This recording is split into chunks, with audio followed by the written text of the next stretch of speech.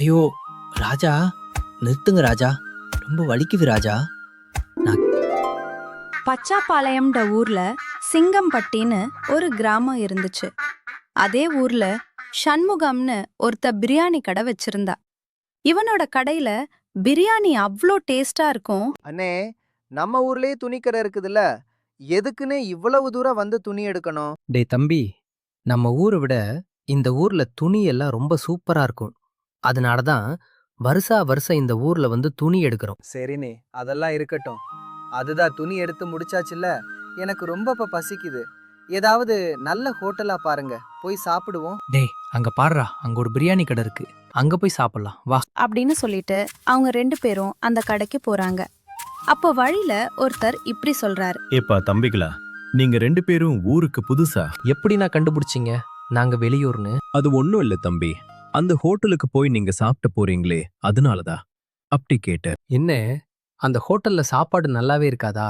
அதனால தான் இப்படி சொல்றீங்களா? அதெல்லாம் ஒண்ணும் இல்லப்பா, சாப்பாடெல்லாம் நல்லாதான் இருக்கும். நீயே போய் சாப்பிட்டு பாரு, உனக்கே தெரியும். அப்படின்னு சொன்னதும் அவங்க 2 பேரும் சாப்பாடு சாப்பிடறதுக்காக அந்த ஹோட்டலுக்கு உள்ள போறாங்க. வாங்க வாங்க உட்காருங்க. என்ன வேணும் உங்களுக்கு? அண்ணே, மட்டன் பிரியாணி ஒண்ணு. எவ்வளவு? அப்படின்னு சொன்னதும் அவ விலைய சொல்லாம மட்டன் பிரியாணிய கொண்டு வந்து வைக்கிறா. அண்ணே, என்னண்ணே இது? மட்டன் பிரியாணி எவ்வளவுன்னு தான் கேட்டேன். ஆனா அதுக்குள்ள மட்டன் பிரியாணியை கொண்டு வந்து வச்சிட்டீங்க. என்கிட்ட இதுக்கு காசு இருக்குதா இல்லையா என் கூட தெரியல. தம்பி, என்னோட கடைக்கு வந்துட்டு என்கிட்ட ரூல்ஸ் பேசக்கூடாது, சரியா? நான் என்ன தரனோ அதைத்தான் நீ சாப்பிடணும். அண்ணே, இருக்கிறதுலயே எது விலை கம்மியோ அதை கொண்டு வாங்க. ஓ, நீ அப்படி வரியா? என்கிட்டயே என்னோட பிட்ட போடுறியா? இப்ப பாரு. அப்படின்னு சொல்லிட்டு விலை கம்மியான சாப்பாடு கூட சிக்கன் 65 சேர்த்து எடுத்துட்டு வந்து கொடுக்கறா. அண்ணே, என்னண்ணே இது? நான் சாப்பாடு மட்டும்தான் கேட்டேன். நீங்க என்ன சிக்கன் 65 எல்லாம் எடுத்துட்டு வந்திருக்கீங்க? இதெல்லாம் ரேட் அதிகம்னே. தேவண்ண, ரேட் அதிகம்னு எங்களுக்கும் தெரியும். காசு சம்பாதிக்கிறதுக்கு தான் இப்படி பண்ற. ஒழுங்கா சாப்பிட்டு பில்லை செட்டில் பண்ணிட்டு 2 பேரும் கிளம்புங்க. இப்படி அந்த சண்முகம் டெய்லியும் அவ கடைக்கு வரவங்க கிட்ட அராஜகம் பண்ணி வியாபாரம் பண்ணிக்கிட்டு இருந்தா.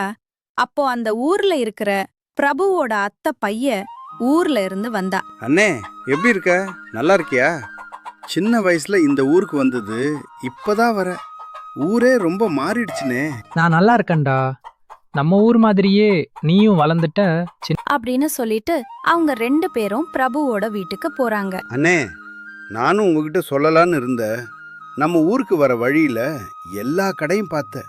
ஜவுளி கடையை பார்த்த, ரேஷன் கடையை பார்த்த, எல்லாமே இருந்துச்சு. ஆனா சாப்பாட்டு கடை மட்டும் 1-2 தான் இருக்குது. டேய், அது ஒன்றும் இல்லடா. நம்ம ஊர்ல சண்முகம்னு ஒருத்தர் இருக்கா. ரொம்ப அராஜகம் பண்றான்டா. யாராவது சாப்பிட வந்தா விலை அதிகமான சாப்பாட்டை கொடுக்குறா. அப்படியும் அவங்க கம்மியான விலையில இருக்கிற சாப்பாட்டை கேட்டா அதுக்கு பதிலா வேற ஏதாச்சும் கொடுத்து வியாபாரம் பண்றா.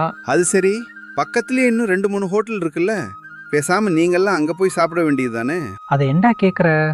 பக்கத்து ஹோட்டல்ல போய் சாப்பிட்டா அவன் அங்க வந்து அந்த கடைக்கார கிட்ட பிரச்சனை பண்றான்டா. அதுக்கு பயந்துட்டு அந்த கடைக்கார வாரத்துல 2 நாள் கடைக்கு லீவு விட்டுறா. மறுநாள் அந்த பிரபுவோட அத்தை பைய சண்முகத்தோட கடைக்கு போய் சாப்பிடறதுக்கு போறா. அண்ணே, எனக்கு ஒரு சிக்கன் பிரியாணி கொடுங்கண்ணே. அப்படின்னு சொன்னதும் சண்முகம் மட்டன் பிரியாணி கொண்டு வந்து கொடுக்கறா. அண்ணே, என்னண்ணே இது? நான் சிக்கன் பிரியாணி கேட்டேன், ஆனா நீங்க மட்டன் பிரியாணி கொண்டு வந்து கொடுக்குறீங்க. டேய் சின்ன பையா, இங்க நான் வைக்கிறது தான் சட்டம், சரியா? சிக்கன் பிரியாணில தர முடியாது. மட்டன் பிரியாணி தான் இருக்கு. ஒழுங்கா சாப்பிட்டு துட்டை கொடுத்துட்டு கிளம்பிட்டே இரு, இல்லன்னா சிக்கமாயிடும். அப்படின்னு அவன் கத்திய காட்டி மிரட்டுறா. பிரபுவோட அத்தை பையனும் சரின்னு சொல்லிட்டு காசு கொடுத்துட்டு வந்துடுறா. மறுநாள் அண்ணே, அந்த ஹோட்டல் கடைக்கார ரொம்ப பண்றண்ணே, கத்தியெல்லாம் காமிச்சு மிரட்டுறாண்ணே. இதுக்கு முடிவு கட்டி ஆகணும்னே. சரிடா, இதுக்கு ஒரு முடிவு கட்டணும்னா அது ஒருத்தரால தான் முடியும். நாளைக்கு என் கூட வா, என்னன்னு காமிக்கிற. அப்படின்னு சொல்லிட்டு அவங்க 2 பேரும் மறுநாள் காலையில ஒரு இடத்துக்கு போறாங்க. ராஜா, நம்ம ஊர்ல இருக்கிற பிரியாணி கடை சண்முகம் ரொம்ப அராஜகம் பண்றா ராஜா. அப்படின்னு அந்த கடையில நடக்கிற அநியாயத்தை ராஜா கிட்ட அவ சொல்றா. அதுக்கு ராஜா இப்படி சொல்றாரு. ஏப்பா பிரபு, ஊருக்குள்ள இவ்ளோ பெரிய விஷயம் நடந்திருக்கு. ஏன் யாருமே என்கிட்ட வந்து எதுவும் சொல்லல? இல்ல ராஜா, அத சொல்றதுக்கு எங்களுக்கு எந்த ஒரு ஆதாரமும் இல்லை.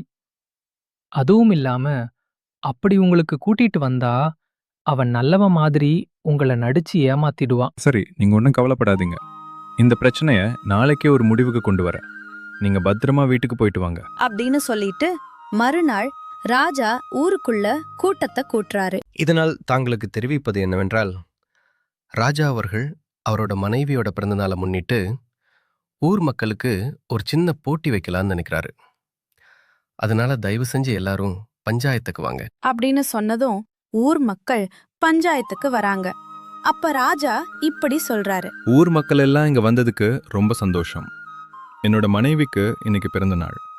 அதனால உங்க எல்லாத்துக்கும் ஒரு போட்டி வச்சு பரிசு கொடுக்கலாம்னு இருக்க. ராஜா, அது என்ன போட்டி ராஜா? நானே வயசான கிழவி. இந்த வயசுல நான் என்னத்த போய் போட்டியில கலந்துக்கிறது? அம்மா, அப்படிலாம் நினைக்காதீங்க. இந்த போட்டில யார் வேணா கலந்துக்கலாம். நீங்க வந்து சபை முன்னாடி நின்னு கண்ணை மூடி உங்களுக்கு என்ன வேணுமோ அதை கேளுங்கண்ணா. உங்களுக்கு அதை பரிசா தர. அப்படின்னு சொன்னதும் ஊர் மக்கள் எல்லாம் சபை முன்னாடி வந்து நின்னு பரிச கேக்குறாங்க. ஐயா, எங்க குடும்பம் ரொம்ப வறுமையில இருக்குது. அதனால ஏதாவது காசு பணம் இருந்தா கொடுங்க ஐயா. அப்படின்னு அந்த பாட்டி சொன்னதும் காசு பணத்தை கொடுக்கக்கூடாரு.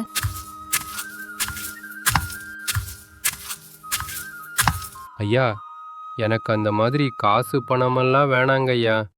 இப்ப இருக்கிற விலைவாசிக்கு எனக்கு ஏதாச்சும் தங்க காசு இருந்தா கொடுங்க ஐயா. அப்படின்னு சொன்னதும் ராஜாவும் அவருக்கு தங்க காசு கொடுக்கறாரு. இத பார்த்த சண்முகம் புத்திசாலித்தனமா ஒரு ஐடியா ஒண்ணு பண்றான். அடுத்து யாராச்சும் வரீங்களா? வரதா இருந்தா சபை முன்னாடி வந்து நின்னு கேளுங்க.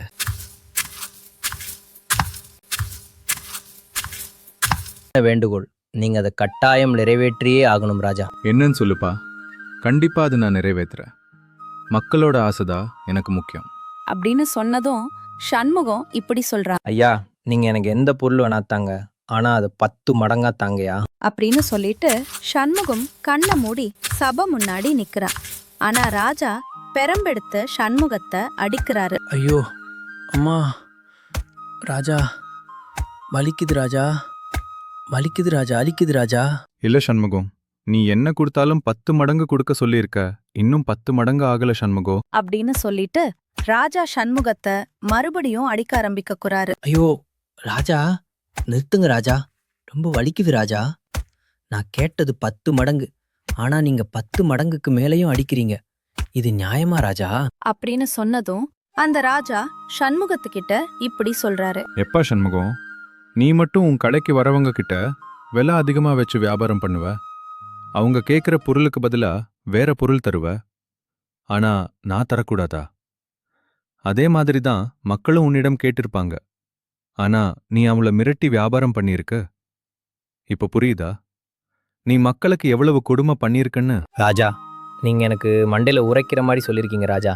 இனிமே நான் இந்த தவறை செய்யவே மாட்டேன் ராஜா. அப்படின்னு சொல்லிட்டு சண்முகம் தன்னோட தப்ப திருந்தி ஒழுங்கா வியாபாரம் செய்ய ஆரம்பிச்சிட்டா. கதையின் கரு: சாப்பாடுங்கிற ஒரு விஷயம் சில பேருக்கு ருசியா தெரியும், ஆனா அது பல பேருக்கு பசியா தெரியும். அதனால தயவு செஞ்சு சாப்பாட்டு விஷயத்துல மட்டும் யார்கிட்டயும் விளையாடாதீங்க.